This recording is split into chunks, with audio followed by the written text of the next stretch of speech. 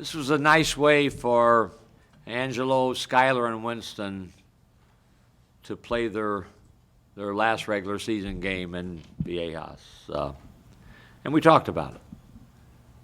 I was a little bit concerned that we would be thinking too much about family and parents and where are they sitting and not have an edge about us that we've had when we played a team like Vegas, when we played Vegas in the past.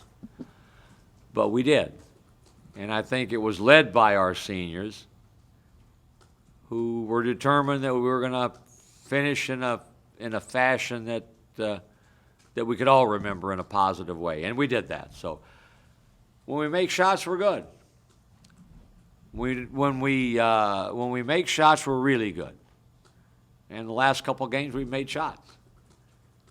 And I've said for some time, our offense is better, and we're now starting to see that on game day. And that makes me feel good about our next swing into Vegas for the conference tournament. So, good job by all. Nice to see a lot of guys get to play, and we definitely are the conference champions, and we want to now be the Mountain West Conference tournament champions. Anything? Coach, do you think that the shooting of the last couple games can be something that could translate, even though you guys have a good amount of time off right now? I'm sorry? Is the shooting something that can possibly translate over the tournament, even though you guys are going to have a little bit of time off here? When we had that time off, that week off before we played Boise, or before we played, I think, San Jose State, I thought it helped us. I thought our legs were fresh, and we shot and played with more of a spark. So we'll be fine going into Vegas, and we play on Thursday, so we're not going to practice tomorrow. So we'll have Monday, Tuesday, Wednesday, a 3-day to get ourselves ready. And we'll be worried about ourselves because we won't know who will play until after the Wednesday game, and then we'll find out who the opponent will be. What's your thoughts on going into this tournament? Do you need to win this tournament to get to the NCAA tournament? We want to win this tournament. We haven't won it since, 2011? So we want to win the tournament. We've been in the finals, but we've not cut the nets down for several years, and that's our goal, to be able to do that. Others will decide who's in the tournament. And if you don't win your conference tournament, then you have to get an at-large berth, and that's everybody. So we're hoping that we're building a resume, continuing to build a resume that when they look at us, they'll say, boy, this is a good team. This is a good team. And I'm hoping they're looking at us as we finish with 3 more wins and say, let's give them a seed that's reflective of how they're playing. So we'll see. We'll see what we do. We need to make sure we're ready to go and not get too far ahead of ourselves. Is it even a question with a team that's 16-2 in the calendar year 2016 is blowing out teams now? Is that inconceivable to you that it's even a question right now? My goal every year is, my number one goal is to win the Mountain West Conference. It's a grind. It's an 18-game schedule that takes you places that nobody wants to go. Nobody wants to go to these places you have to travel to and play. And it's hard. It's hard to win. And we are 16-2. And we are with great separation from second place team. So, this is a good basketball league. And I think when you look at, and I've said this before, it's not my job to build a case for the league, although it's all our jobs. Winning does that for you. But we've had games that we were right on the doorstep, and not just us, that we lost to some really, really, really good teams. Kansas and Utah and West Virginia. Arizona twice for Boise, Michigan State. Games that went right down to the end. And Vegas beats Oregon and Indiana and UCLA. So this is a good basketball league. And I'm hopeful that, people that are in charge will also have that feeling. It's been a good basketball team, a league for a long time. And it is again this year. Coach, getting back to your seniors for a minute, and obviously you've made a habit out of cutting down nets here for a long time. How much responsibility do guys feel year in and year out to continue to carry that tradition forward? We've tried to make our veterans feel as if that's the mantle that they should want to wear and have when they become seniors. And you do it in different ways. And a year from now, our seniors will do it differently than the three did now. But I'm proud of how all three of them led as seniors. Angelo did it by never, ever doing anything but being compliant to what we asked him to do.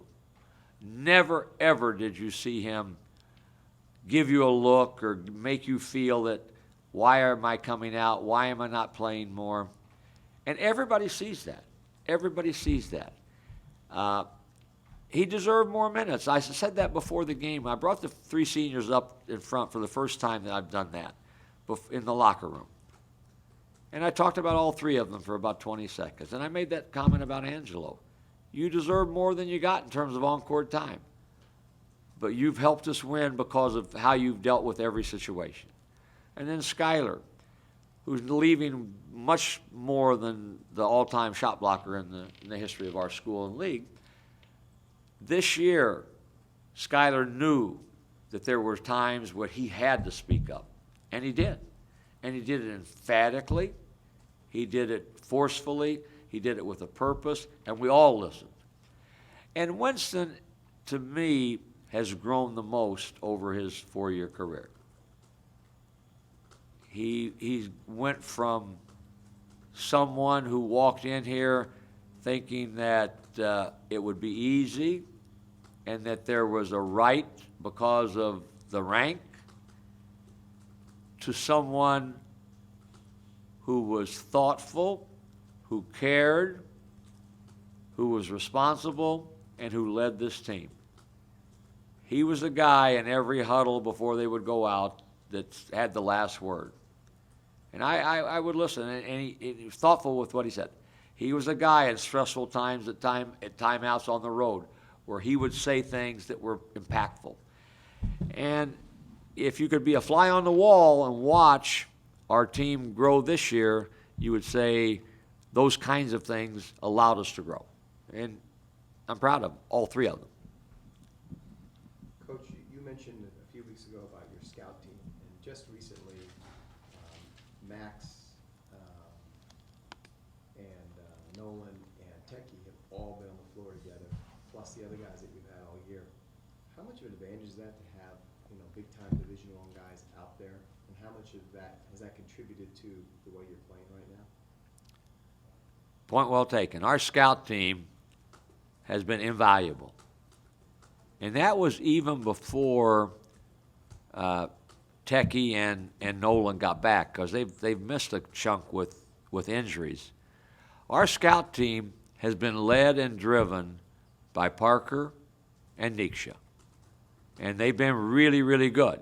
Then the last few weeks, when you can put in Nolan and Max and Techie, three guys that we expect to be on the floor a year from now, now you got a scout team that can play, that can not only, imitate what the opposing team's going to do, but you better guard them or they're going to make you look bad. And it's invaluable.